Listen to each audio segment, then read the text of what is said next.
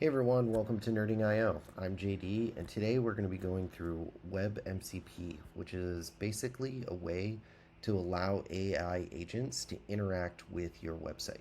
So, with that, let's go ahead and get started. So, basically, I put together this demo, and what it is it is a Kanban board, and we're basically going to use an AI agent to control the interactions on this board. And we can think of this as a website that we own, and we've now implemented this MCP agent is going to act as our essentially way that we're going to communicate. And so we can kind of see right here, it basically says create a new draft project and put it in the in progress column. So we're going to go ahead and send this to the AI agent. We can see that a draft project was actually made. It's now moving it to the in progress, and I'm not actually touching this. So what's happening is the AI agent is actually interacting with the website and making manipulations. So I've been waiting for this to drop for a very long time. I've been watching this probably since like September of 2025, and to see this actually come into early preview is super exciting to me. It means that we're kind of moving into this space where AI agents can now play a more interactive role without wasting a lot of tokens. So when we think about how AI agents work currently, they're going out and basically looking at a fully rendered page and trying to identify all the different elements and make a judgment call on what it can actually do.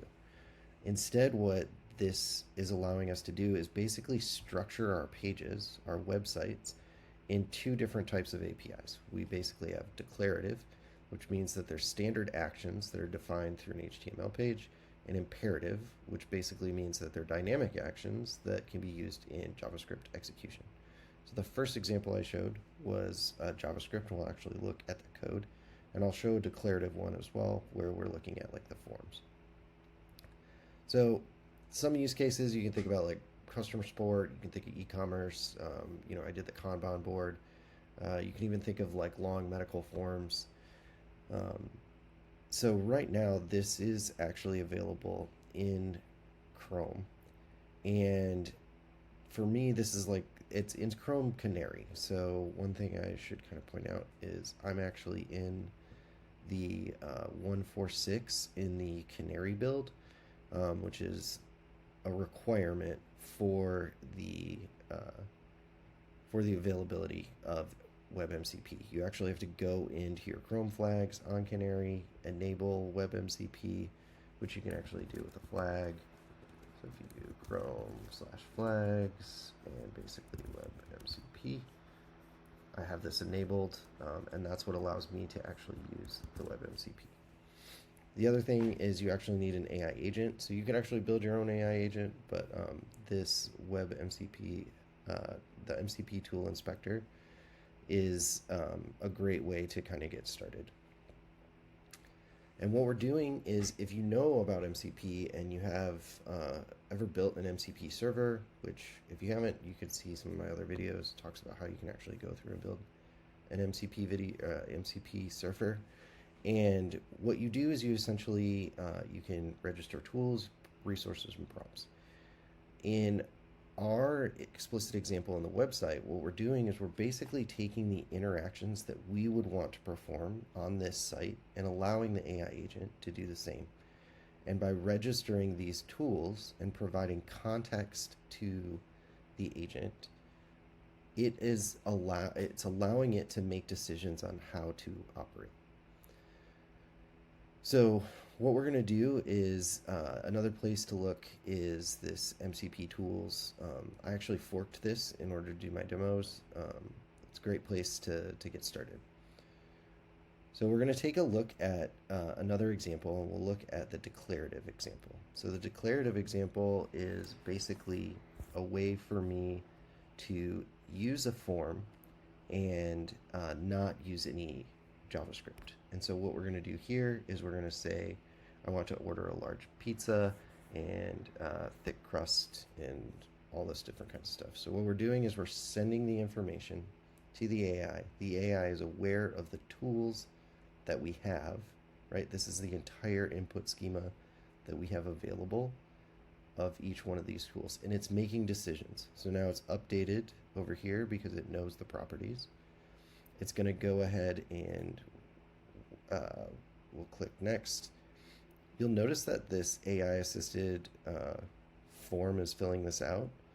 That's actually a CSS parameter that's also available. We'll kind of go through that as well. But it's putting in all the details from the prompt in order to automate this process. And there we go. Now we have a order for our pizza. So let's take a look at some of this code.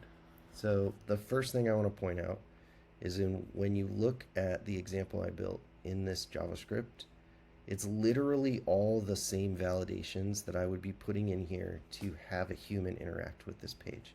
There's nothing out of the ordinary. I still have to follow security practices and all these things. It's but the big difference is actually in the HTML for this particular example, and down here where we're actually looking at the events to see where we are with the tool. So in the HTML, there's basically in the form we have these new attributes on our elements: tool name and tool description. And then as we are adding these things to our MCP, WebMCP, it basically knows that the tool name is choose your pizza base, and then it understands that this is the information based on the pizza size that it can interact with, right, by the parameter of this tool name. So we have tool name, tool description, parameter of those tools, and it's basically, sequential, but it's also in like sub elements in the of these attributes.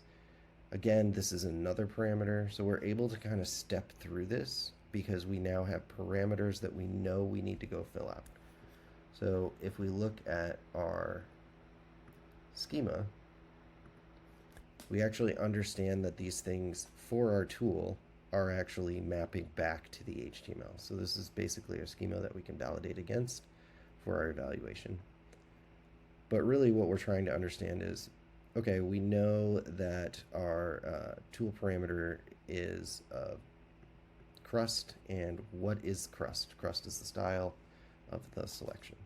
So what we're doing is using HTML attributes to basically create an MCP server. That means that we're using minimal lift on our JavaScript. We're not actually using any JavaScript. We're actually defining this all in the HTML. In the Kanban example, it's a bit different. So back here, again, when this is all the parameters based on my schema, if we go back to Kanban, we're just going to refresh. Well, it actually already did an interaction for us. So right down here in our inspector, it's creating a task that says book a flight to Paris, and then move to in progress. So we'll go ahead and send this again. And as you can see, it already came over here and processed and actually did the book a flight. Now we can also tell it things like move, draft, and booking a flight to done. And what it'll do is it'll actually translate that and move them automatically. Again, I did not make any interactions. It was able to understand how to execute that information based on the schema and the availability of the tools that it has. And then this one is specifically tied to JavaScript. So if we look here, what we can see is that, again, we have our schema, but we have a list of tasks that we allow this MCP, WebMCP to do. And a lot of that is held in the WebMCP function, where we're actually registering our tool. We're allowing to dispatch and wait. So it's basically sending the information for this MCP tool, and then that actually executes. So these tool execution functions are what the AI agent can actually call. List a task, get task, create a task, move a task. You'll notice that when I'm listing the task, even though I'm not explaining explicitly what the task information is, it's actually able to get information from inside of the DOM based on the JavaScript, and even understand when I said something like the booking, it recognized this piece and could understand that task 9 is the one that it actually needs to move. So this is where I think it's super powerful, is that it can actually take the information and kind of infer based on the AI agent and the tools that it has available to look for and understand all of the tasks, and then find the ID of that task and make an independent decision to move that task based on the task ID and the status that it needs to go to. So for me, this is incredibly powerful. I'm super excited to see how we can have more interactions with agents. You can think of things like reserving tables. You can think of obviously ordering things from like Amazon and stuff like that. But if you're an e-commerce store, this is definitely something that you're going to want as we move into the future. Again, right now it's an early preview, but in the future, we're probably going to see this released pretty quickly, and then definitely interested to see how other people are going to start leveraging it. And with that, happy nerding.